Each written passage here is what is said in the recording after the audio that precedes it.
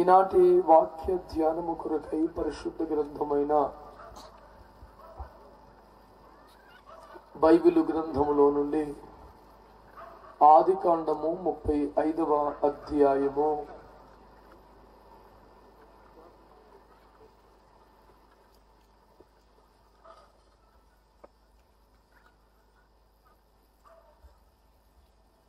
Bible వారంతా చూస్తున్నారు. ఆదికాండము 35వ అధ్యాయము 18వ వచనాన్ని చదివి ధ్యానం చేసుకుందాం.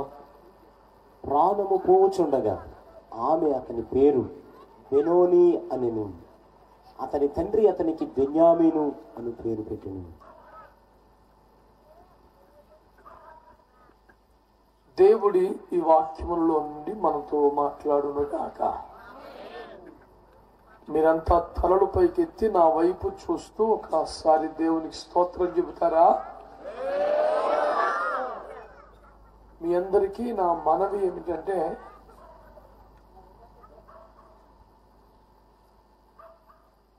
మీలో మీరు మాట్లాడుకోకుండా, మీ సెల్ ఫోన్స్ మోగనివ్వకుండా అవి సైలెంట్లో పెట్టడమో స్విచ్ ఆఫ్ చేయడమో, ఏ అభ్యంతరము రాకుండా మీరు తగినంత జాగ్రత్త తీసుకోవాలని కోరుతున్నాను. దేవుని వాక్యాన్ని వింటూ అవునంటూ ఆమేనంటూ ఏకీభవిస్తూ స్తోత్రాలు చెబుతూ దేవుని వాక్యాన్ని వినమని కోరుతున్నాను. మీ అందరి దగ్గర పరిశుద్ధ గ్రంథాలు ఉన్నాయా? ఏవి చూపించండి. ఓకే, ఎందుకు ఈరోజు కాస్త వెలుతురు తగ్గినట్టుంది భక్తుల్లో? బైబిల్ కనబడతాయి, మీరు చదవడానికి సరిపడా వెలుతురు ఉందా?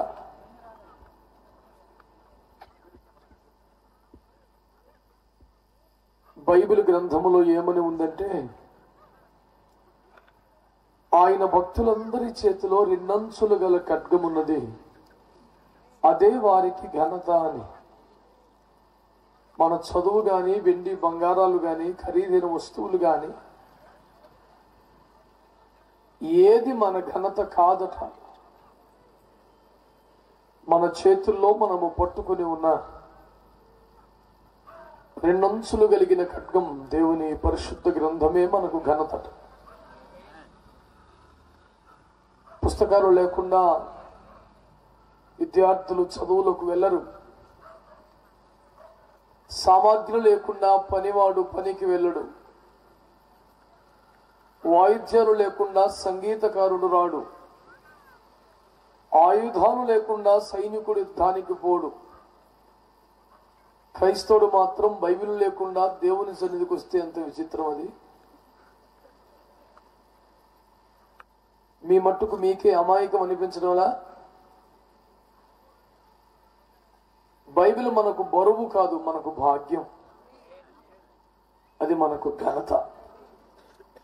దేవునికి స్తోత్రం కలుగునుగాక.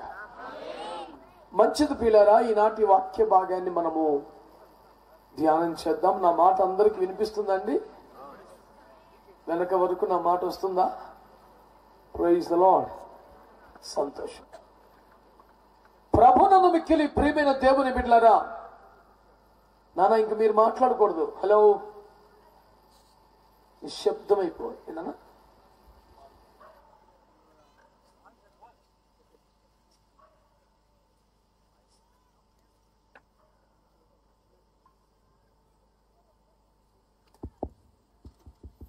Praise the lord.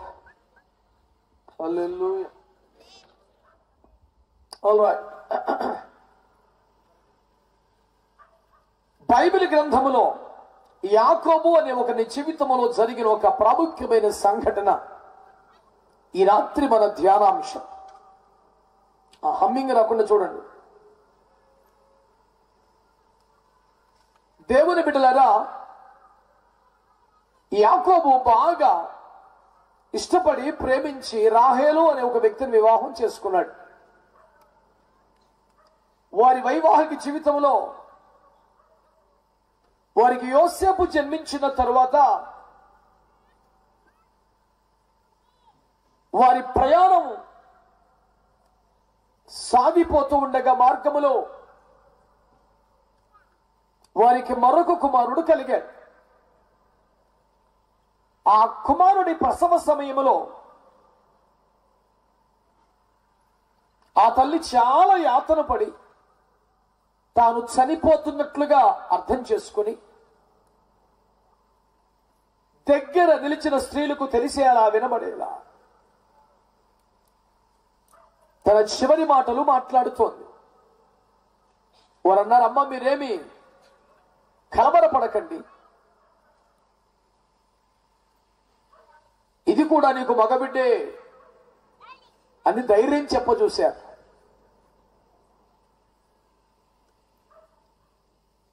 మగబిడ్డ ఆడబిడ్డ అన్న సమస్య కాదు, నేను అపరిమితమైన శ్రమనందుచు చనిపోయేలా ఉన్నాను అని అన్నట్టు మరణ వేదనలు పడుతూ ఉండగా శిశు ప్రసవం జరిగింది. ఏ లోపము లేని ఆరోగ్యవంతమైన మగబిడ్డ జన్మించాడు. ఆ దగ్గర నిలిచిన స్త్రీలు ధైర్యం చెబుతామా, నేను చెప్పలే, దేవుడు నీకు మరలా చక్కని మగబిడ్డనిచ్చాడు, ఏ లోపము లేని ఆరోగ్యవంతమైన శిశువుని నీకు ఇచ్చాడమ్మా, ధైర్యం తెచ్చుకో అన్నారు. తాను చనిపోతున్నట్లు తనకు తెలిసిపోయి, అవునా అయితే వాడికి బెనోని అని పేరు పెట్టండి అని చనిపోయింది. హెబ్రీ భాషలో బెనోని అనే మాటకు అర్థం దుఃఖపుత్రుడు అని. ఏ తల్లైనా తన బిడ్డకు అలాంటి పేరు పెడుతుందా? నిరుపేదలు కూడా తమ పిల్లలకు కోటేశ్వరరావు అని పెట్టడం నేను చూశాను. ఆడబిడ్డ పుడితే ఐశ్వర్య అని పెట్టడం చూశాను. వారు ఎంత పేదరికంలో ఉంటారో వారి ఆశ బిడ్డలు ఆ స్థాయిలో ఉండాలి అని. దేశ నాయకుల పేర్లు పెట్టుకుంటారు, మహా గొప్ప దైవజనులు పరిశుద్ధ ప్రవక్తల పేర్లు పెట్టుకుంటారు, బిడ్డల స్థాయిలో ఉండాలని. తమకున్న కష్టాన్ని బట్టి దారిద్ర్యాన్ని బట్టి ఆ పరిస్థితులకు తగినట్లేం పెట్టరు కదా, చాలా మంచి పేర్లు పెట్టుకుంటారు. కానీ తల్లి పుడుతూనే తల్లిని కోల్పోయాడు కదా, దుఃఖపుత్రుడు కాకపోతే ఏంటి? ఒక్క క్షణమైనా తల్లి పొత్తిలలో ఆడుకునే అవకాశం లేనివాడు దుఃఖపుత్రుడు కాకపోతే ఏంటి? ఒక్క చుక్కైనా తల్లి పాలు దాగి అదృష్టం లేనివాడు దుఃఖపుత్రుడు కాకపోతే ఏమిటి? వాడు బెనోని దుఃఖపుత్రుడే అని చచ్చిపోయింది. రక్తపు తడి ఆమెని ఆ పసిగుడ్డును పట్టుకుని ఆ గుడారంలోంచి బయటికి తెచ్చారు. బయట అల్లంత దూరాన్న తండ్రి ఎదురు చూస్తున్నాడు యాకోబు. పసివాని కేక విని పరిగెట్టుకొస్తున్న యాకోబును ఉద్దేశించి నిశ్చేష్టులై మౌనంగా మరణ వార్త ఎలా చెప్పాలో అర్థం కానట్టుగా నిలబడి ఉన్నారు. యాకోబు వచ్చి ఆ పసిగుడ్డుని చేతిలోకి తీసుకుని ఆనందం వ్యక్తం చేస్తుంటే వాళ్ళు చెప్పారు విషన్న హృదయంతో వదనంతో, అయ్యా మీరు అతిగా ప్రేమించిన మీ భార్య చనిపోయింది. ఏ లోపం లేని 12 కొడుకు పుట్టినందుకు ఆనందపడాలో, భార్య చనిపోయినందుకు బాధపడాలో అర్థం కాక ఖిన్నుడై ఉన్న క్షణాన నీ భార్య చనిపోతూ ఈ బాబుకి బెనోని అని పేరు పెట్టి చచ్చిపోయిందయ్యా అని చేతుల్లో పెట్టారు. ఉన్న పల్లంగా యాకోబు మొక్కల మీద కృంగి, అయ్యో నేను 14 ఏళ్ళు కొలువు చేసి ఎంతగానో ప్రేమించి పెళ్లి చేసుకున్న నా భార్య చిన్న వయసులో చనిపోయిందా? దారిలోనే ప్రాణం పోయిందా? ఇంటికి చేరకుండానే జీవితం నిండిపోయిందా? ఇంత వేదన పడి నాకు కొడుకునిచ్చి వెళ్ళిపోయిందా? ఆ కొడుక్కి దుఃఖపుత్రుడని పేరు పెట్టిందా? మంచిగా లేదు. ఆ పేరు ఒప్పుకోబుద్ధి కావట్లేదు కానీ నిజమే కదా. అందరూ కూడా వీడు నష్టజాతకుడు, నెత్తి మీద శని ఉంది, దరిద్రం ఉంది, పుడుతూనే తల్లిని మింగేశాడు ఏడని చెబుతుంటే కాదలేన నిజం. వాడి వలన మనకు, మన వలన వాడికి ఏమి లాభం లేనంత దుఃఖమే కనబడుతోంది. తల్లి లేని లోటు ఎవడు పూడ్చగలడు? ఎంతమంది ఎత్తుకున్నా ఆడించినా, ఏ ఆయా సాకినా పెంచినా తల్లి స్థానం అయితే కాదు కదా. అయ్యో దుఃఖపుత్రుడే, తల్లి లేనందుకు దుఃఖపుత్రుడు. ఆ దుఃఖముతో ఇంటిలో ఎప్పుడు వేదన ఉంటూ ఉంటే మనకే దుఃఖమే. కానీ పేరే దుఃఖపుత్రుడు అంటే రేపు పొద్దున స్కూల్కి వెళ్తే ఊర్లో ఎలా? స్కూల్లో అందరూ రే దుఃఖం ఇటు రారా అని పిలిస్తే బాగుంటుందా? వద్దు. వాడు దుఃఖపుత్రుడిగా ఉండకూడదు. పుడుతూనే కన్న తల్లిని మింగేసిన శనిగాడు, నష్టజాతకుడు, దరిద్రం నెత్తి మీద ఉంది అని అందరూ మాట్లాడుతుంటే నేను తట్టుకోలేను, తండ్రిని కదా, వద్దు ప్రభు అని మోకాళ్ళ మీద పడి కన్నీరు గార్చి, అయ్యా నీ బెన్యామీనుగా చేయబాబని ప్రార్థన చేసుకుంటాడు. బెన్యామీను అనే మాటకు అర్థం కుడి చేతి పుత్రుడు అని. అది నామకరణోత్సవం కాదుగా, ఈ పేరు బాలేదని ఇంకో పేరు పెట్టుకున్నటువంటి ఫంక్షన్ కాదు కదా. ఎదురుగుండా భారీ శవం ఉంది. కొన్ని క్షణాలే అయి భూమి మీదకి అడుగు పెట్టి పుడుతూనే ఇంత కష్టం నష్టం నెత్తిన మూట కట్టుకున్న పసిబాలుడి ఏడుపున్నది. అది 12వ సంతానం. అందరూ మౌనంగా చూస్తుంటే నిన్నెట్లా పెంచాలి, తల్లిలో ఎట్లా పూడ్చాలని గుండె పగిలి రోధిస్తున్న తండ్రి ఆ పసిగుడ్డును దేవుని వైపు చేతులెత్తి, ప్రభువా తల్లి ఎత్తుకోవలసిన చేతులు లేవు, ఆడించాల్సిన అన్నము తినిపించాల్సిన చేతులు లేవు. ఊరంతా విన నష్టజాతకుడు శనిని మాట్లాడతారు. వద్దయ్యా, వీను నీ కుడి చేతిలో తీసుకోవా, వీను నీ కుడి చేతి పుత్రుడిగా మార్చుకోవా. Let him be the son of your right hand, God, Father. ఇది నీ కుడి చేతి పుత్రుడిగా ఉండాలి బాబు అని ఏడ్చి ప్రార్థన చేస్తాడు. ఎందుకు అలా చేశాడు చెప్పనా? దేవుని కుడి చేతుల గురించి బైబిల్లో 2 మాటలు ఉన్నాయి, చదవక్కర్లేదు, ఊరికే జ్ఞాపకం చేస్తాను. ఒకటి, ఆయన కుడి చేతులు నిత్యము సుఖములు కలవు అని ఉంది కదండి. చెప్పండి ఆ మాట. ఆయన కుడి చేతిలో నిత్యము సుఖములు. ఈ ప్రపంచంలో ఎంత సౌభాగ్యవంతుడికి ఐశ్వర్యవంతుడికైనా నిత్యము సుఖాలు ఉంటాయండి. కష్ట సుఖాలు కావడి కుండలని చెబుతారు కదా. ఈ భారతదేశంలో అత్యంత సంపన్నుడైన ముఖేష్ అంబానీ గారి కుమారుడు తన స్థూలకాయంతో రకరకాల సమస్యలతో కొన్నేళ్లు బాధపడి ఈ మధ్య కాస్త సంతోషంగా కనబడుతున్నాడు. దేశంలోనే ప్రఖ్యాతిగాంచిన గాంధీ నెహ్రూల కుటుంబాల్లో దుఃఖం లేదా, శ్రమ రాలేదా?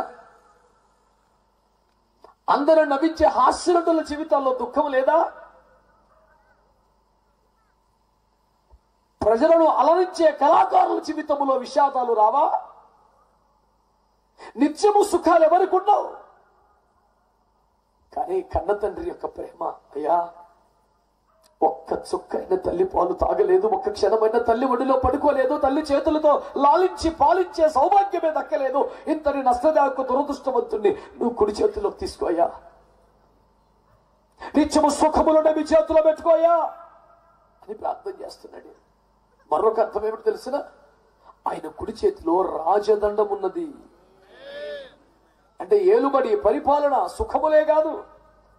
అంటే వీడికి ఎప్పుడు సుఖాలే రావాలి ప్రభు అని ఒక ప్రార్థన చేశాడు. ఒకవేళ రాజు అయితే ఈడవ్వాలి ప్రభు, కింగ్ అని ప్రార్థన చేశాడు. దేవుడికున్న పేరేంటి తెలుసా?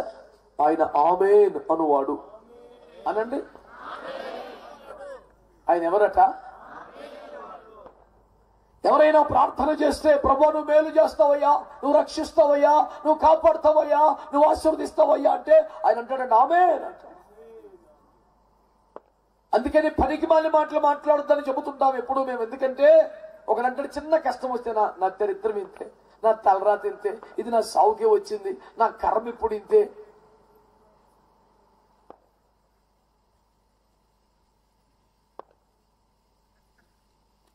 ఒకడు రూపాయిని 10 చేసిన, ఒకడు రూపాయిని 5 చేసిన, ఒకడు రూపాయిని ఏమి చేయలేదు. కానీ యజమానుడు ప్రేమ కలిగిన వాడు, కనికరం కలిగిన వాడు కనుక క్షమిద్దామలే అనుకున్నాడు. క్షమించుటకు సిద్ధ మనసు కలిగిన వాడు కదా మరి. కానీ వీడంటాడు, నువ్వు పెట్టని దానిని ఎత్తేవాడు, విత్తని దానిని కోసేవాడివి, నీతో ఎందుకు వచ్చిన తగువంతుకు రుమాలు దాచాను తీసుకో అన్నాడు. అప్పుడు ఆయన అంటాడు, నిజానికి క్షమిద్దాం అనుకున్నాను రా, కానీ నీ నోటి మాటను బట్టి నీకు తీర్పు తీర్చాలి కదా. ఇప్పుడు నేను పెట్టని దానిని ఎత్తేవాడిని, విత్తని దాన్ని కోసేవాడివి అన్నావుగా, మరి ఏదిరా వడ్డీ తీసుకురారా అన్నాడు. ఆవిడ తెల్ల ముఖం వేసాడు. అరే ఈడు వడ్డీ ఇచ్చేదాకా, కడపడి కాసు చెల్లించేదాకా ఈయన జైల్లో పెట్టండి రా అన్నాడు. మొదటి కాసుకి దిక్కు లేదు, కడపటి కాసు ఏడ తెస్తాడు ఈడు, పోయి జైల్లో కూర్చున్నాడు. నిజానికి వాడికి జైలు శిక్ష వేయాలన్నంత కోపం ఏమో లేదు ఆయనకి. ఏ తండ్రిని పిల్లలకి అవకాశం ఇవ్వడా, ఏ ఉపాధ్యాయుడు విద్యార్థికి అవకాశం ఇవ్వడా, వాడికి ఎందుకు ఇవ్వడు ఛాన్స్? వాడి నోటి మాట చేస్తున్న దరిద్రం అది. నోటికొచ్చిందల్లా మాట్లాడొద్దని, వాక్యానుసారంగా మాట్లాడమని, ప్రయోజనకరమైన మేలుకరమైన సుభాషితమైన నోటికి రానిమ్మని. దేవుని వాక్యాన్ని బట్టి మేము అనేకులకు చెబుతూ ఉంటాం ఎప్పుడు కూడా. యాకోబు ఏమని ప్రార్థన చేస్తున్నాడు? అయ్యా, నీ కుడి చేతి పుత్రుడిగా చేసుకో,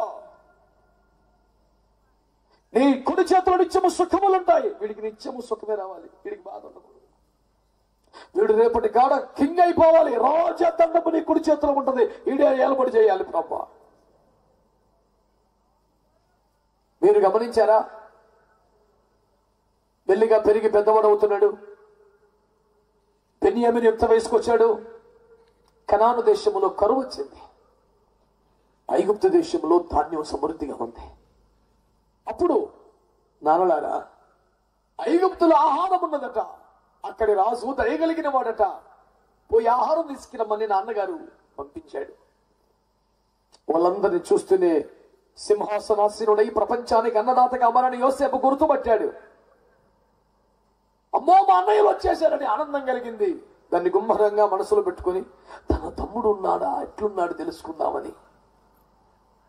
తన తల్లి కడుపును పుట్టింది వీళ్ళిద్దరే, నా తమ్ముడు ఎట్లున్నాడు తెలుసుకుందామని. మీరు దొంగవారు వేగుల వారు అంటే కాసేపు కోపాన్ని నటించాడు. లేదయ్యా, మేము ఒక్క తండ్రి బిడ్డలు, ఒకడు లేడు గాని చిన్నవాడు ఇంటికాడు ఉన్నాడు, ఆయన తీసుకురా, అప్పుడు నమ్ముతారు అన్నాడు. స్టోరీ మీకు తెలుసు కదా. రకరకాల కథనాలు జరిగాయి. చివరికి చిన్నోడు కూడా వచ్చాడు, తను బయలుపరుచుకున్నాడు. అందరూ కన్నీరు మున్నీరు అయ్యారు, భోజనాన్ని కూర్చున్నారు. అసలు స్టోరీ స్తోత్రం చెప్పండి. పెద్దవాడైన రూబేను మొదలుకొని చిన్నవాడైన బెన్యామీను దాకా వరుసగా 12 మంది కూర్చున్నారు. ఇప్పుడు రాజు స్థలంలో ఎవరున్నారు? యోసేపు ఉన్నాడు. అందరికి మంచిగా భోజనం పట్టించండి, రాజుగారు రేంజ్ లో భోజనం పెడుతున్నాడు. ఎవరికైనా కొరత ఉంటుందా? పెట్టేదే రాజు కదా.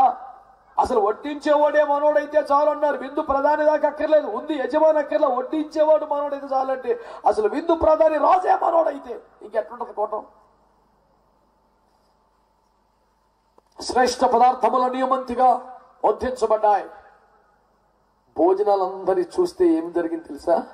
తన అన్నదమ్ముల కంటే యోసేపుకి 5 ఎక్కువ అన్నం పెట్టారంట. స్తోత్రం చెప్పండి. తన అన్నదమ్ములు అందరికంటే చిన్నోడికి, పన్నెం ఉన్న వాడికి, బెన్యామీనుకు 5 శ్రేష్టమైన ఆహారం పెట్టారండి. ఇప్పుడు మీరు చెప్పండి, అన్నదమ్ములందరికంటే 5 రెట్లకు తినేస్తాడా? ఎక్కువ తినగలడా అన్నది పాయింట్ కాదు. అతను తిన్నా తినకపోయినా మిగతా వాళ్ళందరికంటే చిన్నప్పటి నుంచి అన్ని బాగా జరిగిన, తల్లి పాలు దాగి పెరిగిన, తల్లి ఒడిలో ఆడుకున్న, ఏ నష్టము దరిద్రము శని దుఃఖము లేకుండా ఆనంద సంతోషాలతో ఆరోగ్యంగా హుందాగా ఎదిగిపోయిన అద్భుతమైన బాల్యం కలిగిన మిగతా 11 మంది కంటే ఏ అదృష్టానికి నోచుకొని, ఏ సంతోషానికి నోచుకొని బెన్యామీనికి 5 శ్రేష్టమైన ఆహారం అనుగ్రహించబడింది. స్తోత్రం చెప్పరే. చిన్నప్పుడు ఏమన్నారు? నష్టజాతకుడు అన్నారు కదా, వాడి నెత్తి మీద దరిద్రం ఉందన్నారు కదా, శని ఉందన్నారు కదా, పుడుతూనే కన్నతలని మింగేసినాడు అన్నారు కదా, అమ్మో వాడితో ఆడుకోకండి శరీరం నట్టుకుంటుంది అన్నారు కదా, పేరే దుఃఖపుత్రుడు అన్నారు కదా. ఒక తండ్రి ప్రార్థన ఏంటి తెలుసు? అయ్యా లేదయ్యా, ఇంతటి దుఃఖపుత్రుడు నీ కుడి చేతి పుత్రుడిగా మార్చుకో, నీ కుడి చేతిలోకి తీసుకో, నిత్యము సుఖములు ఉండేలా చూడు, రోజు అయ్యేలా చూడు అని ఏడ్చి ప్రార్థన చేసి దేవుని చేతిలో పెట్టాడు. ఇప్పుడు బెన్యామీను ఏమయ్యాడు? అన్ని బాగా జరిగిన వారి కంటే 5 శ్రేష్టమైన ఆహారం వచ్చింది. భోజనం అయిపోయాక అందరికి బట్టలు ఎట్టాడు, 2 జతలు 3 జతలు అందరికి పెట్టాడు. పిల్లడికి కూడా అయ్యే ఇచ్చాడు. అందరికి ఏముంది కొట్టించాడు. ఏంటి తెలుసా? 300 తులముల వెండిచ్చాడంట. అయ్యగారు బహు సుదీర్ఘంగా మాట్లాడుతున్నారు ఫోన్లో. నా ప్రసంగం అయిపోయేలా ఉంది, ఫోన్ అయ్యేలా లేదు. మరి అవతలోడు ఎవడో కానీ యేసు రక్తం ఏం చెయ్యం. అందరికీ కృప కలుగును గాక. స్తోత్రం చెప్పండి. హల్లెలూయా. ప్రభునందు మిక్కిలి ప్రేమైన దేవుని బిడ్డలారా, వీళ్ళందరికీ 3 జతలో 2 జతలో బట్టలు ఇచ్చాడు, కానీ బెన్యామీనుకు మాత్రం 300 తులములు వెండిచ్చాడు. స్తోత్రం చెప్పండి గట్టి. మీకు ఒక చిన్న లెక్క చెప్తా. ఆహారమేమో 5 రెట్లు మంచిది అనండి, ఆర్థికమేమో 300 రెట్లు ఎక్కువ. 300 కాదు, 300 రెట్లు. 300 times better financial stage. విచిత్రంగా ఉంది కదా. వీడికి ఎందుకు ఎక్కువ? తిండి శాస్త్రమే దొరుకుతుంది, డబ్బు ఎక్కువ దొరుకుతుంది. ఏమిటయ్యా కారణం అంటే ఏమీ లేదు. వీళ్ళ నాన్న దేవుని చేతిలో ఒక అప్లికేషన్ పెట్టాడు. ఏమని? అయ్యా వీడిని కుడి చేతి పుత్రుడిగా చేసుకోయ్యా. స్తోత్రం చెప్పండి. పుట్టడం నష్టజాతకుడు అనిపించుకున్నాడు, వేదన పుత్రుడిగా పేరు పొందాడు, దుఃఖ పుత్రుడిగా పేరు పొందాడు. వాడి శని ఉంది, దరిద్రం ఉందని పేరు పొందాడు. వాడికి అదృష్టం లేదు, ఐశ్వర్యం లేదని పేరు వచ్చింది. అట్లాంటి నష్ట జాతకుడిని వాడు ఎంత పేదరికంలో పుట్టినా, ఎంత దరిద్రంలో పుట్టినా, ఎంత దుఃఖములో పుట్టినా, ఎంత శ్రమలో పుట్టినా, పుట్టుక ఎలాంటిదైనా, ఎంత పేదరికమైనా, వెనకబడిన పరిస్థితి అయినా అలాగే చావలసిన పరిస్థితి లేదు. వాడిని కుడి చేతి పుత్రుడిగా మార్చే దేవుడు ఒకడున్నాడు. వాడిని బెన్యామీనిగా మార్చే దేవుడు ఒకడున్నాడు. వాడి పరిస్థితిని మార్చే దేవుడు ఒకడున్నాడు. దుఃఖమును నాట్యముగా, శాపమును దీవెనగా, మరణాన్ని జీవంగా మార్చగలిగిన దేవుడు. చేతులు తీయగా, మారోను మధురముగా, నీళ్లను ద్రాక్షరసముగా, మరణమునే జీవముగా మార్చి వేయగల దేవుడు ఒకడున్నాడు. ఆయన చేతుల్లో నేను ఒక జీవితాన్ని పెట్టగలిగితే, he is such a wonderful God, not just change but he can transform the life. కేవలం మార్పు కాదు, రూపాంతరపరచగల ఒక అద్భుతమైన దేవుడు ఆయన. హల్లెలూయా, హల్లెలూయా. ఈ బెన్యామీను జీవితాన్ని మీరు కొంచెం ముందుకు తీసుకెళ్తాను, మంచిగా వినండి. ఇలా జరిగిపోయింది. అందరినీ గోషెన్ రాష్ట్రానికి రప్పించేశాడు. ఐగుప్తును వారికి ఒక రాష్ట్రం రాసిచ్చేశాడు. దర్జాగా బతుకుతున్నారు, సస్యశ్యామలంగా. కొంతకాలానికి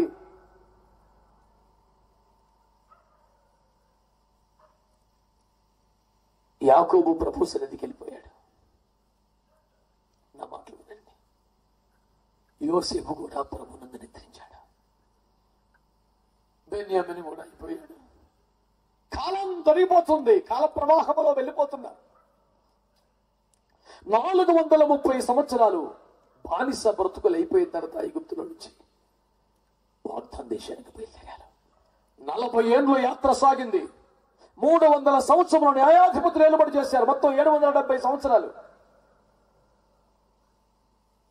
ఈ 730 సంవత్సరాల తర్వాత ఇశ్రాయేలు ప్రజలు అన్నారు, ప్రపంచంలో అన్ని దేశాలకు రాజులు అట్లే మాకు కూడా రాజు కావాలి అన్నారు. అరే యెహోవా రాజు ఏలుబడి చేయించులకెల్లా మళ్ళీ మీకు మళ్ళీ రాజు ఎందుకు అన్నారు? లేదు లేదు, అందరికీ ఉన్నట్టు మాకు రాజు కావాలన్నారు. సమయాలు బాధపడ్డాడు. దేవుడు అన్నాడు, పోలేరా ఇచ్చాయి, ఒక రాజును పెట్టేయి అన్నాడు. అయ్యా నీ స్థానంలో ఎవరు నుంచో పెట్టగలరు? నీ స్థానాన్ని భర్తీ చేసేవాడు ఎవరుంటాడు ఈ భూమి మీద? ఏ మనుషుడు నీకు ప్రాతినిధ్యం వహించే స్థానం ఉంటుంది? ప్రభు నా వల్ల కాదయ్యా అని ఏడిచాడు సమయాలు. పర్లేదు లేరా, 2 గాడిదలు పోతే ఎత్తుక్కోవటం శాతకనుడు ఒకటి రేపు వస్తాడు మీ ఇంటికి, అడిగి ప్రార్థన చేసి కింగిని చేసి అన్నాడు. స్తోత్రం చెప్పొచ్చు అక్కడ ఓడిపోతే. నేను ఎప్పుడు అడిగితే చెప్పేది ఏమిటి? స్తోత్రం నీ సొంతం ఉండాలి గాత్రం. మరి ఉన్నది ఎందుకు గాత్రం? చెప్పు గట్టిగా, మంచిగా. రేపు ఇంటికి ఒకడు వస్తాడయ్యా, వాడు 2 గాడిదలు పోతే ఎత్తుక్కోవటం శాతగానుడు, ఆడి తల మీద తైలమును మోసి వాడి ఇశ్రాయేలు మీద అధిపతిగా రాజుగా అభిషేకించే అన్నాడు. బహుశా సమయాలు ప్రభా, అయితే అతడు రూబేను గోత్రికుడు ఉంటాడు, పెద్దోడు కదా. కాదు నాన్న, అయితే యోధా గోత్రం ఏంటుంది, కింగ్ ఆడే. కాదు నాన్న, ఇశ్రాయేలు ఉంటాడు బలమైన కార్తము. కాదునా, యోసేపు అయి ఉంటాడు, అయితే ఫలించాడు కొమ్మ. కాదు, మరి ఎవడా వాడు?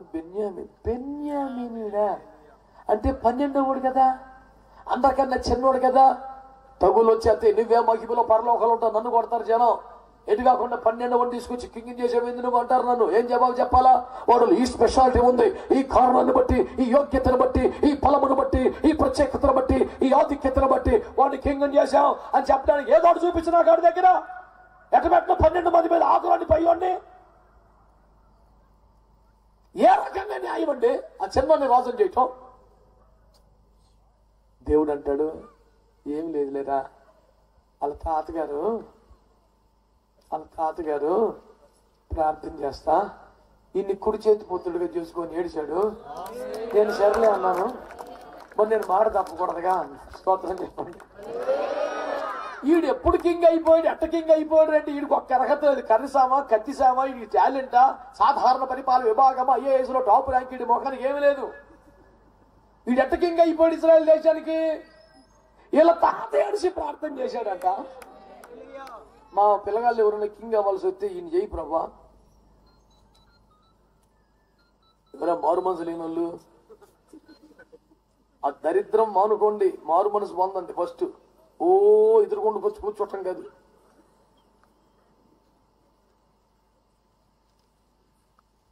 లక్షల లక్షల సందా బారేయటం కాదు, మాట వినుట శ్రేష్టం.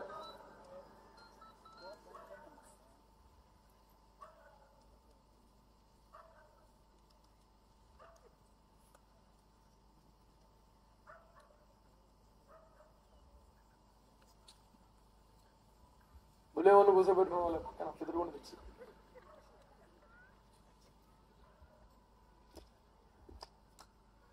చెప్పినప్పుడు వినాలి. అందుకే సొంతం తెలిసి ఆడవున్నప్పుడు చెప్పినప్పుడు వినాలి. మారు మనసు పొందిన వాళ్ళు ఎవరు నోటి స్తోత్రం చెప్పండి. ఎంతమంది పొందారా? మరి ఎట్లాంటి గోల ఎందుకు వస్తుంది మధ్యలో?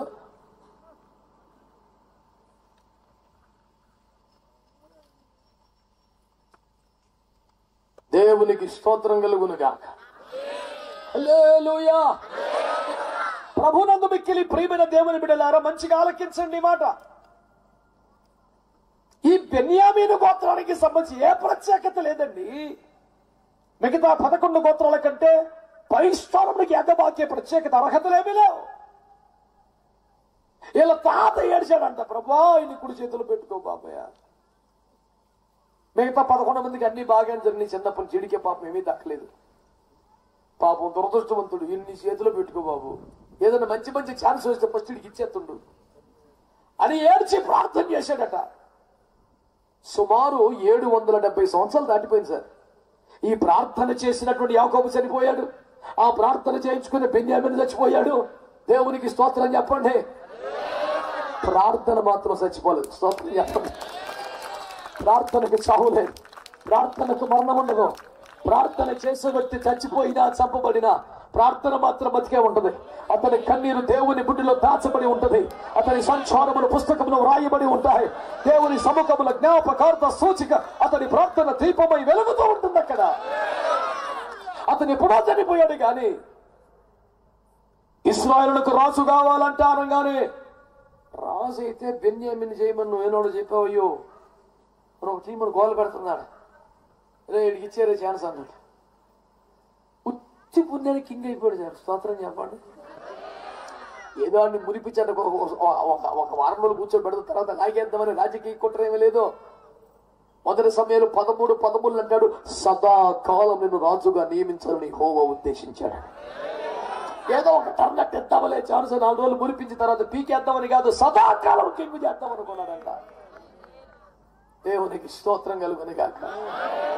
సరే అయిపోయింది. కొన్ని వందల సంవత్సరాలు గతించిపోయిన తర్వాత యూదులు పనికి మళ్ళీ వేషాలు వేసి దేవుని మీద తిరుగుబాటు చేసి ఎదవేషాలు ఎత్తే చితగ్గొట్టి ఆయా దేశాలకి బానిసలుగా పంపాడు దేవుడు. కొవ్వు కరిగించాలిగా మరి. దేవునికి స్తోత్రం. 127 సంస్థానముల మీద అహశ్వరోజు రాజుగా పరిపాలన చేస్తున్న కాలంలో మీద దేశములో ఉన్నారు.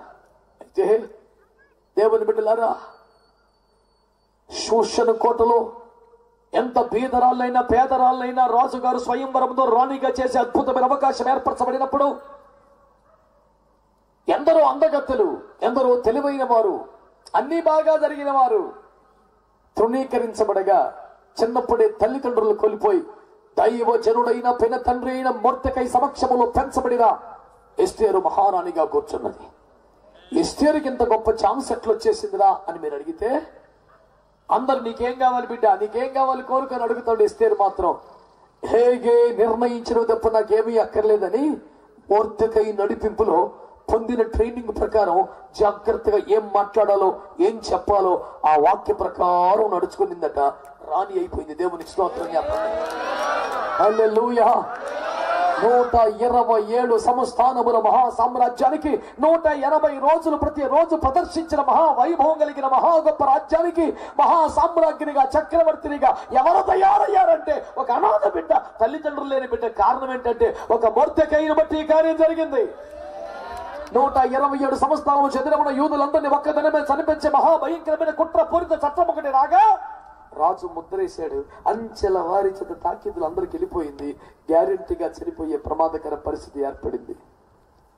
చట్టము తయారాయిక రాజ్య ముద్ర పడ్డాక అన్ని ప్రభుత్వ కార్యాలయాలకు ఆదేశాలు జారీ అయిన తర్వాత ఆ చట్టములు మొత్తం మార్చునట్లుగా, అవి కొట్టి వేయబడినట్లుగా, కుట్రదారులు ఉరి తీయబడినట్లుగా యూదులందరూ 60 రోజులు పండగ చేసుకుని ఒకరికొకరు బహుమతులు ఇచ్చుకునేంతగా గొప్పగా పరిస్థితులను చట్టములు మార్చివేయబడ్డాయి. దాని కారకుడు దైవజనుడైన మొర్దెకై. దుష్టుడైన హామాను దేశమును పీడిస్తూ పాపిష్టి పనులు చేస్తూ ప్రజల ధనమాన ప్రాణదోపిడీ కారకుడైనందున రాజు అతన్ని తీసివేసి ఉరి తీసి చంపగా అతని స్థానాన్ని ప్రధానమంత్రిగా మొర్దెకైకి ఇచ్చేశాడు. మొర్దెకై ఏలుబడులు ప్రజలు సుభిక్షంగా జీవించారు. అందరితో మంచిగా ఉంటూ చక్కగా మాట్లాడుతూ అన్ని కష్టాలు తీరుస్తూ చక్కగా పరిపాలన చేశాడు. నేను అంటున్నాను, ఎవరయ్యా ఈ మొర్దెకై? చరిత్రను మార్చేశాడు, అనాథన రాణిని చేసేసాడు, చట్టాలు మార్చేశాడు, దేశ ముఖ చిత్రాన్ని మార్చేశాడు. ఎవడరా బాబు ఈ మొర్దెకైని? చూస్తే 2:5 ఎస్తేరు గ్రంథం అతడు బెన్యామీనుడు రాశాడు. చప్పట్లు కొట్టాను, ఫోటో గట్టిగా ఒకసారి సప్పుడు దాకా దేవునికి స్తోత్రం కలుగునుగాక. బెన్యామీను గోత్రం మీద ఆశీర్వాదం మీకు కనబడుతుందా? ఓరి బాబోయ్, 12 మందిలో బెన్యామీనుకు 5 మంచి ఆహారం అట, 300 తరుముల ఎక్కువ శ్రేష్టమైన వెండట. మొదటి రోజు ఈ అవకాశమట. చట్టములను మార్చే, చరిత్రను రగరాసే, రాణీలను నియమించే ప్రధాన మంత్రిగా 127 సంస్థానములు ఉండగలిగిన ఒక సౌభాగ్యవంతుడైన స్థానం ఎగబాకిన వాడు ఎవరరా అని అడిగితే మళ్ళీ బెన్యామీను గోత్రం. ఏందిరా ఈ ఆశీర్వాదం ఎట్టు పట్టుకుంది బెన్యామీను గోత్రానికి? అక్కడతో అయిపోయిందా? నూతన నిబంధనకి కీలకమైన వ్యక్తి యేసు ప్రభు తర్వాత అపోస్తలుడైన పౌలు. సంఘమునకు దేవుడు అతని చేత పునాదులు ఇచ్చాడు. దేవుని మర్మాలను ఇంట్లో పెట్టి ఆ ఇంటి తలాలు పౌలు చేతిలో పెట్టాడు. అందుకనే దేవుని మర్మములకు నేను గృహ నిర్వాహకుని అంటాడు. అన్ని జనులకి అపోస్తలునయ్యా అన్నాడు. ఏమండి, ఆసియా ఖండమును 2 సార్లు మిషనరీ యాత్రలతో ముంచెత్తి స్వార్థత నింపినవాడు. తాను దెబ్బలు తిని రక్తం కాల్చిన ప్రతి చోట మహిమగల సంఘములు కట్టినవాడు. బ్రతికుండగానే పరలోకానికి వెళ్ళి పరదేశకు వెళ్ళి అక్కడ మనుష్యుడు వచ్చింపకూడని మాటలు స్వయంగా ప్రభువే మాట్లాడితే విని సబ్జెక్టు నేర్చుకొచ్చి సంఘానికి బోధించిన వాడు. పాత నిబంధన గ్రంథము మర్మములనియో విప్పునట్లుగా తాళపు చెవులు పొందినవాడు. ఇంత గొప్ప యోధుడు, దైవజనుడు, నేను క్రీస్తుని పోలి నడుచుకున్న ప్రకారం మీరు నన్ను పోలి నడుచుకుని చెప్పగలిగిన ఏకైక నరమానవుడు ఎవరయ్యా అని అడిగితే ఫిలిప్పీ 3:4 చెప్తుంది, నేను బెన్యామీను గోత్రాలు చెందిన. చెప్పొచ్చుగా మంచిగా. ఎక్కడ ఆదికాండం 18, ఎక్కడ ఫిలిప్పీ పత్రిక 3, ఈ చివరికి ఆశీర్వాదాల ఒక ప్రవాహములవే జీవ నది వల్ల కొట్టుకొస్తున్నాయి. ఏందిరా ఈ విశేషం అంటే, బెన్యామీను గొప్ప ప్రార్థన పరుడని కాదట, బెన్యామీను కోసం వాళ్ళ నాన్న ప్రార్థన చేశాడు. చేతులు ఎక్కడే? ఒక ప్రార్థించే తండ్రి ఉంటే ఆమెనండి, కన్నీరు గార్చే తండ్రి ఉంటే, కన్నీళ్లతో జీవితాలను దేవుని చేతులకు అప్పగించి ఒక తండ్రి ఉంటే బెనోనిగా పుట్టొచ్చు గాని బెనోనిగానే బతకక్కర్లేదు, బెనోనిగానే చావక్కర్లేదు. దుఃఖపుత్రుడిగా పుట్టవచ్చు, పేదవాడిగా పుట్టవచ్చు, అనారోగ్యంతో పుట్టవచ్చు, వైకల్యంతో పుట్టవచ్చు. అలాగే జీవితాన్ని ముగించాల్సిన కర్మ లేదు. బెనోనిని బెన్యామీనుగా మార్చి, దుఃఖపుత్రుని కొడి చేతి పుత్రుడిగా మార్చి, శాపాన్ని దీవెనగా మార్చి, దరిద్రుని రాజుగా మార్చి, జనములకు దీవెనగా నిలబెట్టగల ఒక దేవుడు ఉన్నాడు. దేన్ని బట్టి ప్రార్థించే ఒక తండ్రి ఉంటే అనండి గట్టిగా. చాలా సంవత్సరాల క్రితం ప్రభు ఈ వాక్యం నాకు బయలుపరిచి ఈ పాఠం నాకు నేర్పినప్పుడు నాకు చాలా దుఃఖం వచ్చి వెంటనే బైబిల్ మూసేసి మోకాళ్ళ మీద పడి నా గదిలో, ప్రభువా, పేదలు, దారిద్ర్యములో అనేక సమస్యలతో కొట్టుమిట్టాడుతున్న బిడ్డలు ఎందరో ఉన్నారు. వారందరికీ మరి ఇలాంటి ప్రార్థించే తండ్రులు ఉంటారా? వారందరికీ కన్నీరు గార్చి నీ చేతుల్లో పెట్టే కన్నీటి ఆత్మ కలిగిన ప్రార్థనాత్మ కలిగిన తండ్రులు ఉంటారా అని దేవుని సన్నిధిలో నేను ప్రార్థన చేస్తున్నాను. ఇది సాధ్యమా బాబు? అందరికీ కుదురుద్దా అయ్యా? ప్రార్థించే తండ్రులు అందరికీ ఉండరుగా. ఎలా బాబు? ప్రార్థించే తండ్రులు ఉంటే అంత ఆశీర్వాదం కదా. ఇష్మాయేలు గురించి అబ్రహం ప్రార్థన చేశాడు, గుర్తుందా? నా కుమారుడు ఇష్మాయేలు నీ సన్నిధి బ్రతుకును అనుగ్రహించుము అన్నాడు. ఒట్టి నీళ్ల తెచ్చి ఎడారిలోకి వదిలేసిన క్షమం అది. అసలు బతుకుతాడా? బ్రతికితే బట్ట కడతాడా? వాడు పెద్ద అయితే వాడికొని అట్ట దిక్కుమాలిన వాడికి కొంప కూడా లేని అడవిలో బతికిన వాడికి వాడిని పిల్లలు ఇస్తాడా? ఇస్తే వాళ్ళకి పిల్లలు పుడతారా? పుడితే వాడిని చక్కగా క్షేమంగా అందంగా పెంచుకోగలుగుతాడా? అన్ని ప్రశ్నలే, జవాబులు లేవు. అలాంటి పరిస్థితుల్లో అయ్యా నీ సన్నిధిలో బ్రతకాలయ్యా.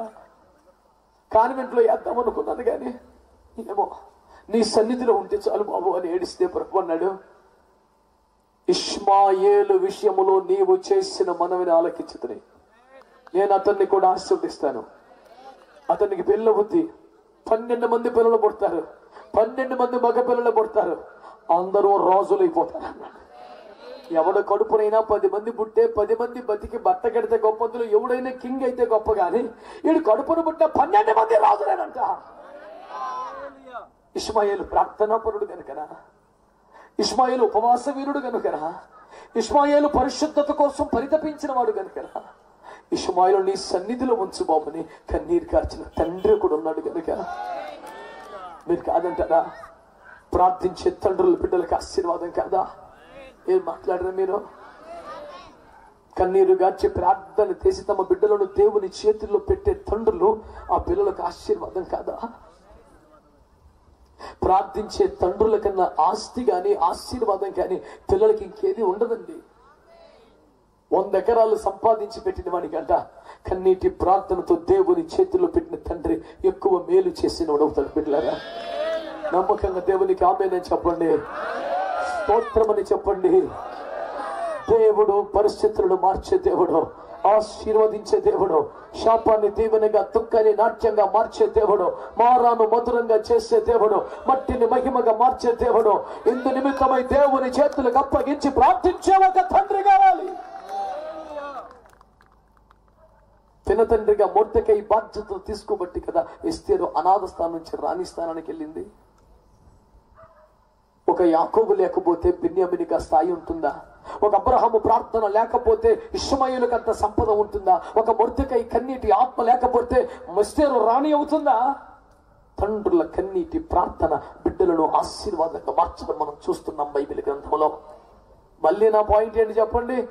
అందరికీ అలా ప్రార్థించే తండ్రులు ఉండరు కదా, మరి వాళ్ళ పరిస్థితి ఏంటిదయ్యా అని నేను ప్రభు సన్నిధిలో ప్రార్థన చేస్తే పరిశుద్ధాత్మ దేవుడు నా హృదయంలో నా ఆత్మలో ఏమని మాట్లాడో తెలుసా?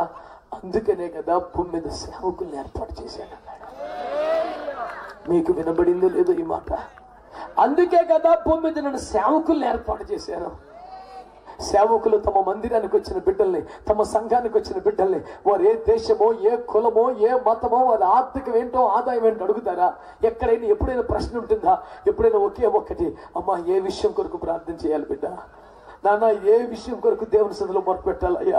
నీ కష్టము తన మీద వేసుకొని, నీ దుఃఖాన్ని తన మీద వేసుకొని, నీ ఇంట్లో ఎవరికి బాగోపోయినా తాను ఉపవాసం ఉండి రాత్రంతా మొర్ర పెట్టగలిగిన ఒక ఆత్మీయ తండ్రులను దేవుడు క్రైస్తవులకు అనుగ్రహించాడు, సంఘాలకు అనుగ్రహించాడు, కాపరులుగా దయచేశాడు, తండ్రులుగా దయచేశాడు. ప్రార్థించి ఆత్మీయ తండ్రులను బట్టి, ప్రార్థించి ఆత్మీయ సేవకులను బట్టి మనందరము చేతులెత్తి దేవునికి స్తోత్రం చెల్లిద్దాం. అందరూ ప్రార్థనాత్మ కలిగిన వారు కాకపోవచ్చు. పిల్లల కొరకు ప్రార్థన చేసి వారి జీవితాలను ఆశీర్వాదంగా మార్చుకోగలిగిన ప్రార్థనాత్మ కన్నీటి ఆత్మ అందరూ తల్లులకు తండ్రులకు లేకపోవచ్చు. ప్రార్థించే అట్టి తండ్రులు లేరు గనుక వారి బ్రతికి అలాగే తెల్లారిపోవటమేనా? ఆ దుఃఖానికి పరిష్కారముగానే దేవుడు సంఘ కాపరులను ఆత్మీయ తండ్రులను ఏర్పాటు చేశాడు. సారేపోతూ అనే చోట ఒక విధవరాలు ఉండింది, ఒక కొడుకు. ఆ బాబు చిన్నగున్నప్పుడే భర్త చనిపోయాడు, కొడుకును పెంచుకొస్తోంది. భయంకరమైన కరువు వచ్చి డబ్బున్న వారి అల్లాడిపోతున్న రోజుల్లో చిట్ట చివరి రొట్టెకు సరిపడా పిండి నూనె వరకు ఉన్నాయి. ఇది పెట్టాం కొడుక్కి, మిగిలిస్తే తిందాం లేకపోతే చనిపోదాం అనుకుందా తల్లి. ఆ సమయంలో దైవజనుడని ఏదేదో దేవుడు మాట్లాడుతూ, నాన్న నువ్వు బయలుదేరి సారా బతుకు వెళ్ళు, నా బిడ్డ చనిపోయే పరిస్థితిలో ఉంది. పంపించాడు. చివరి రొట్టె కోసం కట్టెలే కోటకి ఊర్లోకి వచ్చిందా తల్లి. ఏలి అక్కడికి వెళ్ళి, అమ్మా ఒక అప్పమును చేసి నాకు ఇవ్వు, నేను తిని తృప్తి పొంది నిన్ను ఆశీర్వదిస్తాను, అప్పుడు నీవును నీ కుమారుడు అప్పములు చేసుకునవచ్చును అనింది. అప్పములు చేసుకొని వచ్చినట్టుగా అంతేం లేదు, అక్కడ ఒక అప్పనికే ఉంది పిండి. నా కొడుకు పెడదాం, వాడు తినగా మిగిలితే తిందాం, లేదా సత్తాం అనుకోండి. నువ్వు ఇచ్చేస్తే నువ్వు దీవించేసి గాడ్ బ్లెస్ యూ బిడ్డ అని వెళ్ళిపోతావా? నేను నా కొడుకు ఇంకేముంది, బిడ్డ నువ్వు సందేహించొద్దని చెప్పినట్లు చేయి. ఒక అప్పము మొదట నాకేవు, తర్వాత నీవు నీ కుమారుడు తినవచ్చు. ఇంకెలాగే ఇది లాస్ట్దే కదా, సరే పోతా పోతా పాస్ గారికి పెట్టి పోదాం ఎందుకు ఇంకా అని పోయింది. రొట్టె తెచ్చి పెట్టింది. అయ్యగారు తిన్నాడు. God bless you beloved daughter అన్నాడు. అయిపోయింది. చచ్చిపోవాలి ఇంటికి వెళ్ళి, ఎందుకు పిండి నూనె అయిపోయిందిగా. ఎందుకన్నా మంచి దైవజనుడు ఏదో అన్నాడుగా చూద్దామని చూస్తే సేమ్ ఎంత పిండి తీసిందో అంత ఉందో నూనె ఎంత. ఆశ్చర్యపోయి ఇదేమాయో ఓన్లే నాది నాకు వచ్చేసింది అనుకోండి. ఏసు రక్తమే చేయి మళ్ళీ రొట్టె చేసి కొడుకు పెట్టింది. మళ్ళీ మరుపోటు చూస్తే మళ్ళీ పిండి ఉంది. నేను తింటే సద్దును, ఈయనకి పెడితేనే మళ్ళీ ఊరిందని గబగబ వేశారు. అడక్కపోయినా రొట్టె చేసి బడికి ఆయనకి పెట్టింది. ఇచ్చొచ్చేప్పటికి మళ్ళీ పిండి ఉంది. ఇదేదో బాగుందిరో అని పిండి కనిపించినప్పుడల్లా ముందు చేసి ఆయనకి పెట్టడం. ఆయన తిరిగి God bless you by dear child of God అన్నాడు. ఇంటికి చూస్తే మళ్ళీ పిండి కనపడటం. ఈ తమాషా ఒకరోజు కాదు, 3.5 సంవత్సరాలు గడిచింది. అద్భుతం, స్తోత్రం చెప్పండి గట్టిగా. ఈమె ప్రతి పూట ప్రతిరోజు ఒక రొట్టె అయ్యగారికి ఎందుకు పెడుతుంది? పెడితే తప్ప వీళ్ళిద్దరికి తింటాక రాట్లా, పెట్టబట్టే ఏం బతుకుతుంది. ఆమెకు తెలిసి ఎవడు అన్న పట్టించుకోవట్లేదు, రొట్టె చెయ్యి ఆయనకి పెట్ట, ఇంటికి వచ్చాక మళ్ళీ ఇద్దరు సరిపోతుంది. ఈ మజా ఏమో తెలుసు కావనుక ఏమో ఇస్తుంది, కానీ చూసేవాడికి ఏం తెలుసు? ఆడంటాడు కరువుతో దేశమంతా అల్లాడిపోతుంది. వీడు ఎవడరా పాస్టర్ అంటే ఎక్కడి నుంచి వచ్చాడు, పనికి మొన్నడు సిగ్గులేదు వీడికి, ఆ విధవరాలు కొంపలో పడితే తిన్నాడు, బుద్ధెట్లేదు వీడికి, చచ్చాయి ఏదైనా పని చేసుకొని బతకొచ్చు కదా, ఏడన్నా దాఖలా పడొచ్చుగా, విధవరాలు కొంపలో పడి తినకపోతే. ఈయన తినకపోతే ఆ కొండ ఖాళీ అయిపోద్దన్న సంగతి ఆమెకు తెలుసు. అన్నం పెట్టయ్యా, ఎవడు ఏమన్నా పట్టించుకోకు, దుర్మార్గులు అయ్యా, పాపిస్టులు, ఆడు సొమ్ము పెడుతున్నాడా, ఆడు అట్టగా బాగుతాడు, నువ్వు పట్టించుకోకు, నన్ను నా కొడుకుని బతికించు, నువ్వు మట్టికి తినడం మాంతో మా కొంపలను ఏమి ఏడుతుంది. ఈ అయ్యగారి పొజిషన్ ఏంటి? ఖరీదు వాకి దగ్గర ఉన్నారు, రొట్టె చేప రొట్టె మాంసం వాడికి వస్తుంది, నేను తెచ్చా, ఆయనకి ఎక్కడి దాకా రామక్కర్లా, ఏడన్నా నడుతుంది కోటం. ఇక్కడికి వచ్చిందే ఆ బిడ్డ కోసం. ఈయన బ్రతకటానికి కదా, మనం బ్రతికించడం కోసం వచ్చాడు. చూసేవాడికి ఎట్టుంది? వెళ్ళి అది కొమ్మ మీద పడి తినకపోతే ఆడని రావచ్చుగా. నీ సొమ్మేం పోయింది, నువ్వు పెట్టావా? నేను పెట్టలేదు, కానీ నువ్వు తింటుంటేనే నాకు బీపీ పెరుగుతుంది. వీడు ఒకడు ఉన్నాడు. అట్ట మాటలన్నీ పట్టించుకుంటే మన పిల్లలు మనం తప్ప అనుకుని తిట్టుకుని మన భక్తి మందే ఏసి రక్తమే చేయాలి. ఎవరు మాట్లాడరు గట్టిగా? స్తోత్రం చెప్పండి. హల్లెలూయా. ఆమె పక్షంగా చేతులెత్తేవారు లేకపోవచ్చు, కన్నీరు గార్చేవారు లేకపోవచ్చు. ఆమె కొరకు ఒక దైవజనుడిని పంపి ఆ కుటుంబం నిలబెట్టిన దేవుడు ఒకడు ఉన్నాడు. మంచిగా చెప్పండి దేవునికి స్తోత్రం అని. ఈ రాత్రి దేవుని వాక్యం తెలియజేస్తున్న విషయం ఒకటే, అందరికీ కన్నీరు గార్చి ప్రార్థన చేసి బ్రతుకులను ఆశీర్వాదకరంగా మార్చుకునే కన్నీటి ప్రార్థన ఆత్మ కలిగిన తండ్రులు లేకపోవచ్చు కదా. ఆ లోటును పొడ్చడానికే దేవుడు భూమి మీద ఆత్మీయ తండ్రులను ఏర్పాటు చేశాడు. ఆత్మీయ తండ్రులు పిల్లల వలన బ్రతకడం కోసం కాదు, పిల్లల్ని బ్రతికించడం కోసం, వారి కోసం కన్నీరు గార్చి, వారి కోసం ప్రార్థన చేసి, వారి కోసం ప్రాణం అట్టేసి, వారి జీవితాన్ని నిలబెట్టడానికి దేవుడు ఒక బాధ్యతనిచ్చి భూమి మీదకి పని పంపారు. తండ్రుల ఆశీర్వాదం అనండి. ఒక్క మాట మీకు జ్ఞాపకం చేస్తాను, చదవక్కర్లేదు కానీ, ఐగుప్తు దేశంలోకి యోసేపు తన ఇంటి వారిని రప్పించాడుగా. 70 మంది కదా, పెద్దోడు యాకోబు గారు కదా, గోషెన్ రాష్ట్రంలో ఇల్లు ఇచ్చాడు కదా. యాకోబు ఖాయిలా పడ్డాడని, చనిపోయేలా ఉన్నాడని వార్త వచ్చింది. యోసేపు ఏ రేంజ్లో ఉన్నాడు? ప్రపంచానికే ఏలుబడి చేసి అన్నం పెట్టే చక్రవర్తి రేంజ్కి వచ్చాడు. పేరుకి రబ్బర్ స్టాంప్ ఫరో, మొత్తం మనోడిదే ఏలుబడి. ఫరో ఇంటికి దేవుడు గాను, ఐగుప్తుకు ప్రభువు గాను, ప్రపంచమునికి అన్నదాత గాను అని తెల్లుచున్న యోసేపుకై స్తోత్రం చెప్పండి. ఎవరక్కడ? ఒక రథమును కొంచెంపోయి వైద్యులు తీసుకెళ్లి నాన్నగారిని ఇక్కడికి తీసుకున్నాడు. అంతఃపురములో వారికి చివరి దినములు గడిపెదం. ఎవడన్నా కాదంటాడా? మాట్లాడలేదు మీరు. ఇద్దరు డాక్టర్లు డ్యూటీ చేసేవాడన్నా కాదంటాడా? నలుగురు నర్సులు పెడితేవాడన్నా కాదంటాడా? విదేశీ వైద్యం చేసేవాడన్నా కాదంటాడా?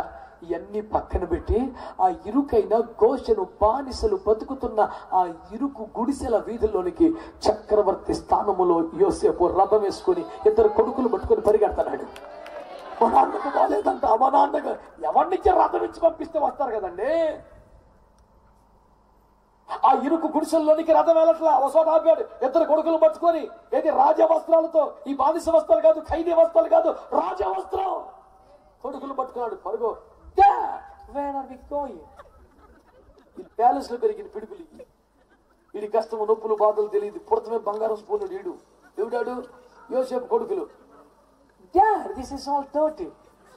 We cannot run here. Bring the chariot. At least on the horses. You shut up and follow me. నోరు మూసుకొని వెనకాల రారా. This is dirty, you know. బరబర చేతులు కూడా చేతులు పట్టుకుని విడిచిపోతున్నాడు గుడిసెల్లో పడి. ఓ గుడిసెలోకి వెళ్తే మంచం మీద పడున్నాడు. చివరి క్షణాలు చెప్పారు, అయ్యా యోసేపు వచ్చాడు అయ్యా. నాకు ఆ మాట చదువుతుంటే దుఃఖం అనిపిస్తుంది. యాకోబు బలమును కూడా తీసుకొని లేచి కూర్చున్నాడంట. అంటే కూర్చుని అంత ఓపిక కూడా పెద్ద ఆయనకి చివరి గడియలు. నాన్న అంటూ యాకోబు దగ్గరికి యోసేపు ఆ సీన్ నేను అట్లా ఊహించుకుంటే పిచ్చి పుడుతుంది. అట్లా కూర్చొని ఉన్నాడంట యోసేపు. యోసేపు పొజిషన్ ఏంటి సార్? ఫరో ఇంటికి దేవుడు, ఐగుప్తుకు ప్రభు, ప్రపంచానికి అన్నదాత. ఎక్కడ కాళ్ళ మీద పడిపోయి వెళ్ళిపోయి తన బిడ్డలకు అన్నం పెట్టుకోలేక, కరువు పోషించుకోలేక, దిక్కు లేక ఇక్కడికి ఐగుప్తుకు వలసకొచ్చిన ఒక పేద తండ్రిని, పిల్లల ఆకలి డొక్కలు నింపుకోలేని పేద తండ్రి, డబ్బుకు పేదోడు, సంపదకు పేదోడు, ఆరోగ్యానికి తక్కువ, కానీ ఆశీర్వాదానికి రాజులకు మించినడు తండ్రి స్థానం అంటే సాష్టాంగ పడిపోయాడు. సాష్టాంగ పడిపోతే నా కొడుకుని చూడలేననుకున్నాను, చూశాను, మరోసారి చూశాను చాలు నా జీవితానికని యోసేపు చేతుల నుంచి ఆశీర్వదిస్తున్నాడు. నాన్న నేను కంగారు పడి వచ్చింది ఎందుకో తెలుసా నాన్న? ఏరా నాకు ఈ దేశములు ఇద్దరు కొడుకుల్ని ఇచ్చాడయ్యా దేవుడు, మనష్షే ఎఫ్రాయిములు. నీవు చనిపోకముందు నీ చేతులు నా కొడుకులు మీద పెట్టాను.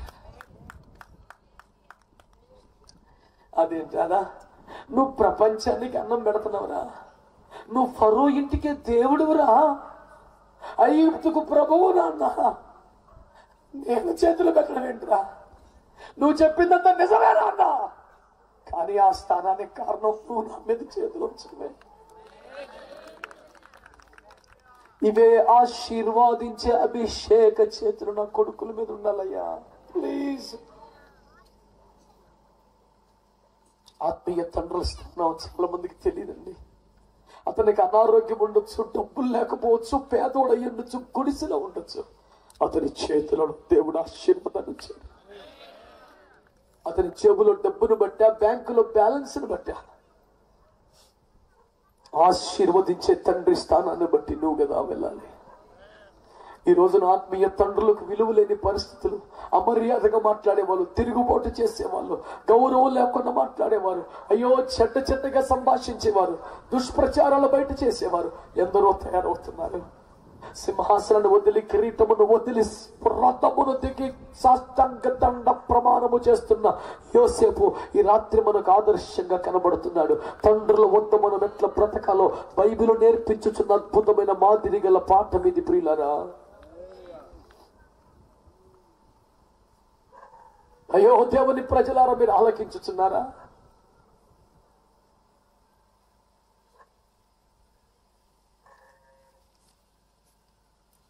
తండ్రుల స్థాయి. సరే ఇలా తీసుకురా అన్నాడు. వాళ్ళిద్దరిని కూడా తీసుకొస్తే సూపు మందగించిన, ఓపిక తగ్గిపోయిన యాకోబు తన కుడి చేతిని చిన్నవాడి మీద, ఎడమ చేతిని పెద్దవాడి మీద కావాలని అక్కడ రాసిన మాట, యాకోబు యుక్తిగా చేతులను మార్చాడనుంది. యోసేపు కంగారు పడిపోయి, నాన్న నాన్న నాన్న అది కాదు, ఈడు పెద్దోడు ఈడు పెద్దోడు ఈడు చిన్నోడు ఇటు చేయబడుచు అని కాలు పెట్టేస్తున్నాడు. ఆ మాట నాకు ఎంత పెద్దగా వినపడుతుందో తెలుసా? బైబిల్లో ఉంది, నా కుమారుడు అది నాకు తెలియను, అయినో మై సన్ అయినో. నాన్న నిన్ను చూశాను, నాకు అదే 10,000 ఒక ముందు నిన్ను చూసారా చాలురా. అది సౌండ్ యాక్చువల్గా, అంతకన్నా స్వరం లేదు. కానీ ఈ చేతిని ఇటు ఈ చేతిని ఇటు జంబ్లింగ్ సిస్టమ్ లో పెట్టాడు. నాన్న అది కాదు నాన్న, వీడి పెద్దోడు అంటే, I know my son I know what to do. భయపడిపోతున్నాడు నాన్న. yes వీడు మొదట పుట్టాడు, రెండవసారి పుట్టాడు, కానీ దేవుని ఏర్పాటు చిన్నవాడి మీద ఉంది. ఎఫ్రాయిము ఫలించడు వాడుగా ఉంటాడు, వాడు నా కిరీటముగా ఉంటాడు, వాడు దేశములో భవిష్యత్తులో ఆశీర్వదించబడబోతున్నాడు. వీడు దేవుని ఏర్పాటులో సంకల్పంలో ఉన్నవాడు. వీడి మీద చేతులుంచమని దేవుని ఆజ్ఞ, దేవుని చిత్తం. అందుకోసమే వీడు చిన్నవాడైనా వీడి మీద చేతులుంచుతా, నువ్వేం కలవరపడకో.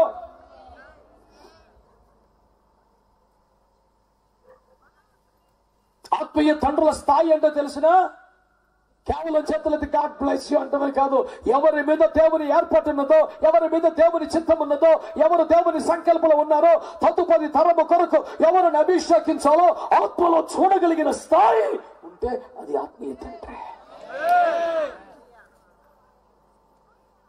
దర్శనం లేకపోయినా, అభిషేకం లేకపోయినా, ప్రత్యక్షత లేకపోయినా, నడిపింపు లేకపోయినా తండ్రి అన్న స్థానాన్ని ఎంజాయ్ చేయటమేనా?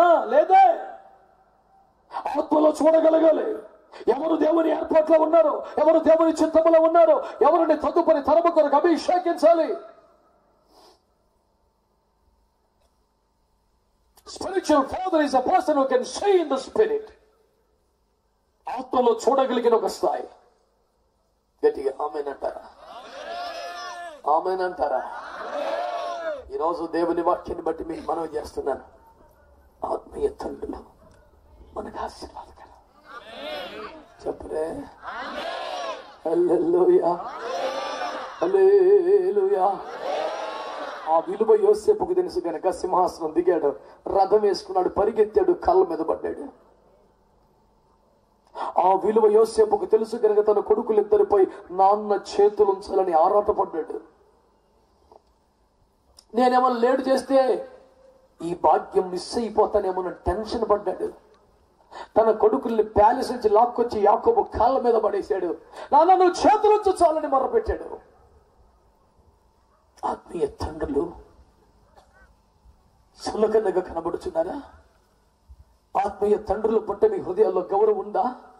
అసలు మీ ఆత్మీయ జీవితానికి ఒక ఆత్మీయ తండ్రి ఉండి ఏ విధంగా నడుచుకోవాలో మీ మీద చేతుల నుంచి అభిషేకించి పంపగలిగిన ఒక సంబంధం, అనుబంధం, ఆప్యాయత, ఆశీర్వాదం ఉందా జీవితంలో? తగిన గాలి పట్టం వల్ల గాలికి కొట్టుకొని పోతున్నారా? ఎక్కడో పాత నిబంధనలు రాసిన 2 వాక్యాలు ఏరుకొచ్చి చెబుతున్నాను అనుకుంటున్నారా? నూతన నిబంధనలో కూడా ఇదే కదా ఉపదేశం. పౌలు అపోస్తలుడు కొరింథీయులకు రాసిన మొదటి పత్రిక 4:15-16 ఏమన్నాడో చూడండి. క్రీస్తునందు మీకు ఉపదేశకులు 10,000 మంది ఉన్నను, తండ్రులు అనేకులు లేరు. క్రీస్తు యేసు నందు సువార్త ద్వారా నేను మిమ్మల్ని కంటిని గనుక, సువార్త ద్వారా నేను మిమ్మల్ని కంటిని గనుక మీరు నన్ను పోలి నడుచుకోండి. ఆమేన్ అంటారా? నూతన నిబంధన చరిత్రలో పౌలు అపోస్తలుడు మాట్లాడుతున్నాడేమని? క్రీస్తు నందు ఉపదేశకులు మీకు 10,000 మంది ఉండవచ్చు. టీవీలో కానీ, యూట్యూబ్ లో కానీ, ఫేస్బుక్ లో కానీ, ఇన్స్టాగ్రామ్ కానీ, ఇలాంటి స్టేజ్ల మీద కానీ ప్రసంగికులు, ఉపదేశకులు 10,000 మంది ఉండొచ్చు.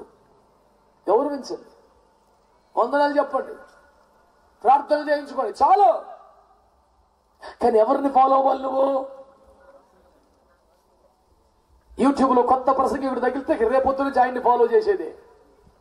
ఇట్లాంటి స్టేజ్ మీద కూడా చెలరేకపోతే నెక్స్ట్ నుంచి ఆడు ఫాలో ఓవర్ అయిపోవటమే నువ్వు. క్రీస్తు నందు మీకు 10,000 మంది ఉపదేశకులను తండ్రులనేకులు లేరు. నేను నా సువార్త ప్రకారం మిమ్మల్ని కట్టిన గనక మీరు నన్ను పోలి నడుచుకొనుడి. ఆత్మీయ తండ్రులను గౌరవించాలి. ఆత్మీయ తండ్రులు తల మీద చేతుల నుంచి ఆశీర్వదించాలి. ఆత్మీయ తండ్రుల ద్వారా ఆశీర్వదించబడ్డానికి ఎంత దూరమైన పరుగులెత్తుకుని వెళ్ళాలి. ఆత్మీయ తండ్రులను పోలి నడుచుకోవాలి. క్రీస్తు నందు మీకు ఉపదేశకులు 10,000 మంది ఉన్నా తండ్రులు లేరు కనుక నన్ను పోలి నడుచుకోండి అన్నాడు. గట్టిగా స్తోత్రం చెప్పరే. హల్లెలూయా. తండ్రులు అంటే ఏంటి తెలుసా? ఎందుకంత గౌరవం ఇవ్వాలి? 2వ కొరింథీ పత్రిక 12వ అధ్యాయం 14-15 వచనములలో, 2వ కొరింథీ పత్రిక 12వ అధ్యాయం 14-15 వచనాలు. ఇదిగో ఈ 3వసారి మీ యొద్దకు వచ్చుటకు సిద్ధముగా ఉన్నాను. వచ్చినప్పుడు మీకు భారముగా నుండను. మీ సొత్తును కాదు మిమ్మునే కోరుచున్నాను. పిల్లలు తండ్రుల కొరకు కాదు, తండ్రులే పిల్లల కొరకు ఆస్తులను సమకూర్చాలి. నా మట్టుకు నేను మీ నిమిత్తము సంతోషంగా వ్యయమైపోతాను. స్తోత్రం చెప్పండి. అంతేనా? బాగా చెప్పొచ్చు కదా. తండ్రులు పిల్లల కోసం ఆస్తులు సమకూరుస్తారా? పిల్లలు తండ్రుల కోసం ఆస్తులు సమకూరుస్తారా? చెప్పరే. అదే అంటాడు, మీ సొత్తును కాదురా మిమ్మల్ని కోరుతున్నా, మీ డబ్బు కోసం కాదు మీకోసం వచ్చాను నేను అంటూ. పిల్లలు తండ్రులకు ఆస్తులు సమకూరుస్తారా? తండ్రులే కదా సమకూరుస్తారు. నేను వ్యయమైపోయి ఖర్చు అయిపోయి మీకు తరగని ఆస్తిని సమకూరుస్తాను. తండ్రి అంటే కేవలం గాడ్ బ్లెస్ యూ అనేవాడు కాదు. పిల్లలకి సమకూర్చి వారిని దీవెనకరంగా మార్చగలిగిన వాడు. దేవునికి స్తోత్రం కలుగునగాక. యోహాను సువార్త 5:19 ఏమంటాడు? తండ్రులు ఏమి చేయుట చూచును కుమారుడు అదే చేస్తాడు. కుమారులకు మాదిరి ఉంచగలిగిన వాడు తండ్రి. లోకా సువార్త 15:22 తండ్రి నీకును పరలోకానికి విరోధంగా నేను పాపం చేశానని తప్పిపోయిన కుమారుడు ఏడిస్తే వాడిని చేర్చుకుని వాడిని కోల్పోయిన సమస్తమానికి మరలా ఇచ్చి వాడిని కుమారుణ్ణి చేసుకుని వాడు తిరిగి వచ్చాడని పెద్ద విందు చేసి అందరికి భోజనాలు పెడుతున్నాడు. ఆడ ఆస్తిని పాడు చేశాడు కదా, పరువు తీశాడు కదా, పేరు పాడు చేశాడు కదా. ఆడింటికి వస్తే ఫైన్ వేయకుండా అవుట్ హౌస్ లో పెట్టకుండా ఆడికి విందు చేసి అందరికి భోజనాలు పెడుతూ ఇప్పుడు దాకా దండగ, మళ్ళీ ఇదొక దండగా. ఆడి వల్ల ఏం కలిసి వచ్చింది? అంతా లాసేగా. తండ్రి అంటాడు, ఆడు నా కొడుకురా, ఆడి వల్ల కలిసి వస్తావేంటి? ఆడు మళ్ళీ దొరికాడు, నాకు అదే చాలు బాబు. తండ్రులకి ఏం అక్కర్లా, కొడుకులు చాలా. వీడు ఎంత సంపాదిస్తాడు, వీడు ఎన్నిసార్లు అన్నం పెడతాడు, వీడు బట్టలు పెడతాడా, ఈ దరిద్రం ఇంకెవరికైనా ఉంటుంది కానీ తండ్రికి ఉండదు. ఆత్మీయ తండ్రికి వాడు తిరిగి వస్తే చాలు, వాడు సంఘములో ఉంటే చాలు. ఇంకా ఎదురు ఖర్చు పెట్టి వీడే ఊరందరికి అన్నం పెడుతున్నాడు. ఆడి వల్ల లాస్ ఏ నీకు ఎందుకంటే లాస్ అంటే నా కొడుకు నాకు కలిసాడు, అదే 10,000. స్తోత్రం చెప్పండి. తండ్రులు బిడ్డలు తప్ప ఇంకేం కోరుకోరు. తండ్రులు వారికి భారం కాదు, ఆశీర్వాదంగా ఉంటారు. తండ్రులు వారికి మాదిరిగా ఉంటారు. స్తోత్రం చెప్పరే. హల్లెలూయా. మరి మమ్మల్ని ఏం చేయమంటారు? 3 పాయింట్లు ఇందా చెప్పానుగా. 1 కొరింథీ 4:15 తండ్రులను పోలి నడుచుకోండి. ఎంతమంది ప్రసంగికులు ఉండొచ్చు, ఎంతమంది గొప్ప గొప్ప వ్యక్తులు ఉండొచ్చు, కానీ మీ ఆత్మీయ తండ్రులను మీరు ఫాలో అవ్వండి. అర్థమైందన్న భాష? మాలాంటి వాళ్ళు వేదికల మీద కనపడవచ్చు, మీ ఆత్మీయ తండ్రులు మీరు ఫాలో అవ్వండి. స్తోత్రం. యోహాను 5:19 ప్రకారం వారు ఎలా భక్తి చేస్తున్నారో మీరు అలా చేయండి. తండ్రి ఏమి చేయుట కుమారుడు చూచును అదే చేయండి. 2 తిమోతి 2:3 నా కుమారుడైన తిమోతి క్రీస్తు యేసు యొక్క మంచి సైనికుడు వలె నాతో కలిసి శ్రమ. నువ్వు నిజమైన కుమారుడు అయితే మీ ఆత్మీయ తండ్రులతో కలిసి ప్రయాసపడండి. పరిచర్యలు ఉంటాయి, స్వార్థలు ఉంటాయి, ఇలాంటి సంఘ సభలుంటాయి. ఆత్మీయ తండ్రులతో కలిసి ప్రయాసపడు. గెస్టులు లాగా వచ్చి కూర్చొని ఆమె చెప్పగా వెళ్ళిపోవటం కాదు. తండ్రులతో కలిసి ప్రయాసపడు. కొంతమంది అది కూడా పెద్ద గెస్ట్ లాగా ఫీల్ అవుతాడు. సంఘమే కూటమి పెట్టుకుంటే వాడు సంఘ సభ్యుడు అయ్యింది, వాడి సంఘానికి చెందినోడు అయ్యింది, అసలు ఏమాత్రం బాధ్యత లేని వాడిగా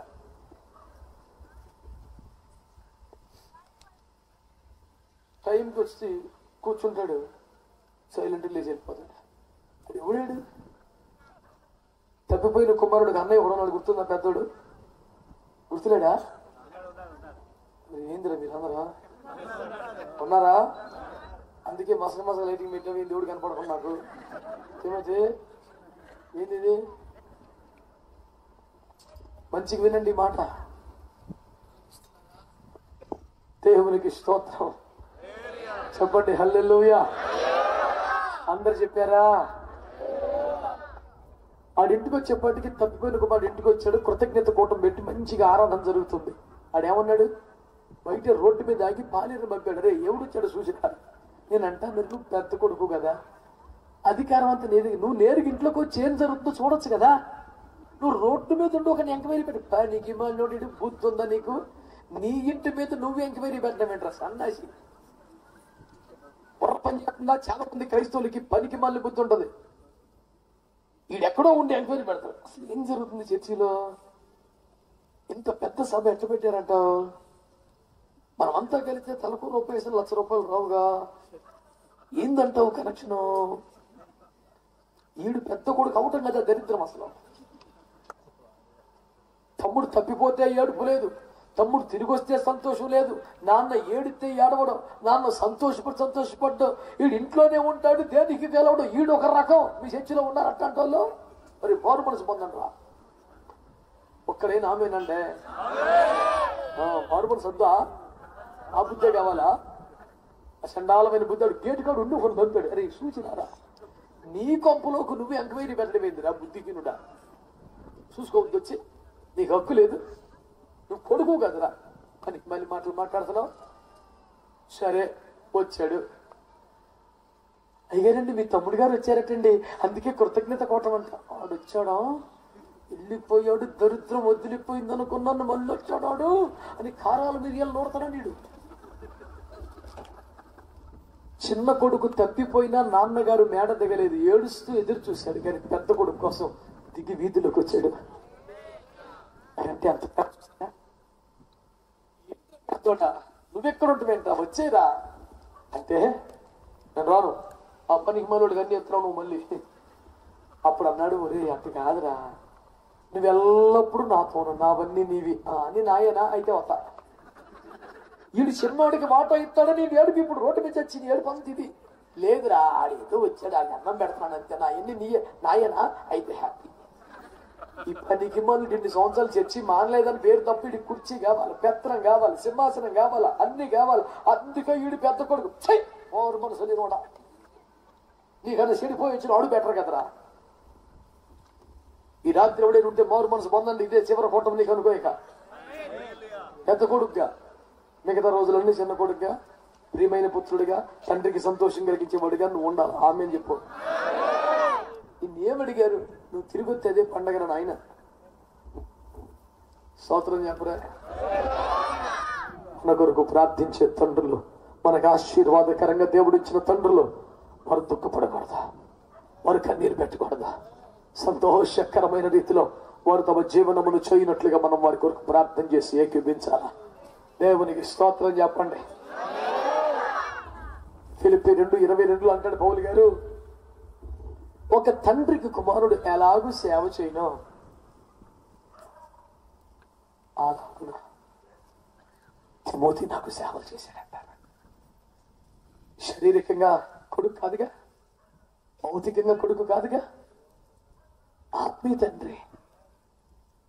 అయితే బలహీనతను బట్టి, అనారోగ్యాన్ని, వయసును బట్టి పౌలు గారు ఇబ్బందులు పడుతుంటే ఒక కొడుకు వాళ్ళ నాన్నకి ఎలా చేస్తాడో తిమోతి పౌలు గారికి ఎలా చేశాడంటే సేవలు. నేనేమంటున్నాను? తండ్రుల వద్ద వినయ విధేయతలు కలిగి ఉండండి. తండ్రుల వద్ద ఆశీర్వాదాన్ని పొందండి. ఆమేన్, ఆమేన్. తండ్రులు ఏమి చెడు చూస్తారో అదే చెయ్యండి. ఎంతమంది ఉపదేశకులు ఉన్న తండ్రులను ఫాలో అవ్వండి. వారితో కలిసి సేవలో ప్రయాసపడండి. చివరిగా మీ కన్న తండ్రి లాగానే వారికి సేవలు చేయండి. గట్టిగా ఆమేనండి, ఆమేనండి. ఆదికాండము 26:18 చివరి వచనం. ఆదికాండం 26:18.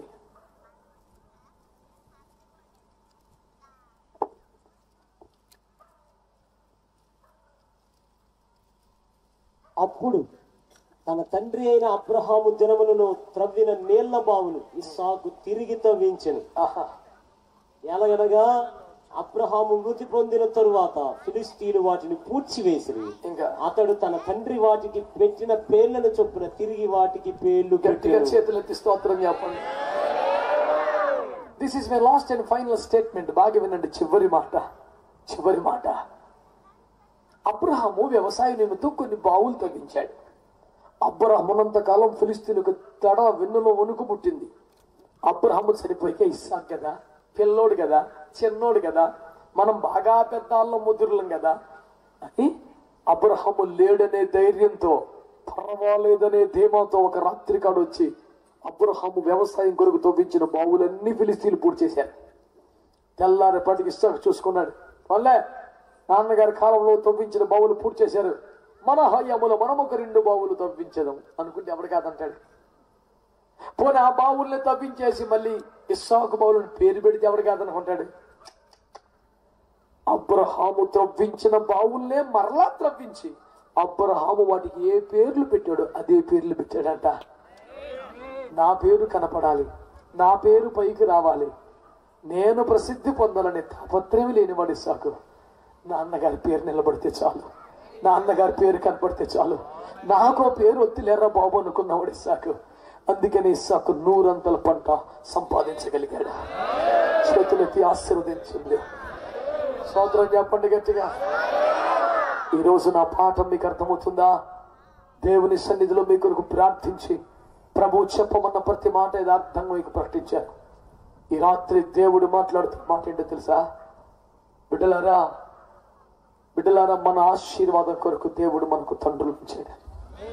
ప్రార్థించే తండ్రులు అందరికీ ఉండకపోవచ్చునని అందరి కోసం ప్రార్థించే ఆత్మీయ తండ్రులను దేవుడు ఏర్పాటు చేశాడు. బిడ్డలారా, మీ సంఘ కాపురులు, మీకు ఆత్మీయ తండ్రులు, వారు మీ కొరకు ప్రార్థనలు చేయటం, మీ కొరకు చేతులు ఎత్తడం మీకు ఆశీర్వాదకరం. ఆమేన్.